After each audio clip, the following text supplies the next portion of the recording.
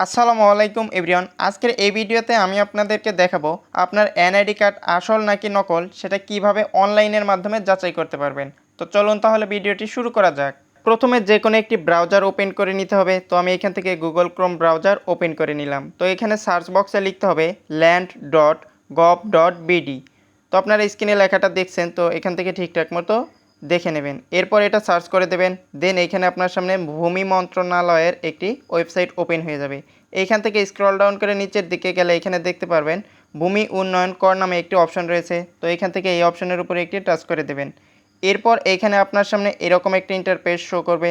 দেন এইখান থেকে scroll down করে নিচের দিকে গেলে এইখানে আপনি দেখতে পারবেন অনলাইন ভূমি উন্নয়ন কর নামে একটি অপশন রয়েছে। তো এখান থেকে এই অপশনের উপরে একটি টাচ করতে হবে।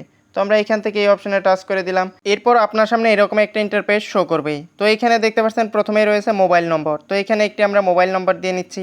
এরপর জাতীয় পরিচয়পত্র নাম্বার এবং জন্ম তারিখ দিয়ে এইখান থেকে পরবর্তী পদক্ষেপ এই অপশনে টাচ করতে হবে। তো এখানে আমরা আমাদের ইনফরমেশনগুলো দিয়ে নিচ্ছি।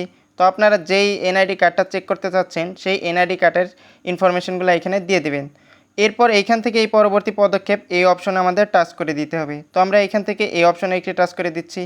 এই অপশনে টাচ করার পর আমাদের সামনে এরকম একটা ইনফরমেশন শো করবে। তো এখান থেকে কিছু সময় অপেক্ষা করতে হবে। তো দেখতে পাচ্ছেন আমাদের জাতীয় পরিচয়পত্রের তথ্য কিন্তু এখানে শো হয়ে গিয়েছে।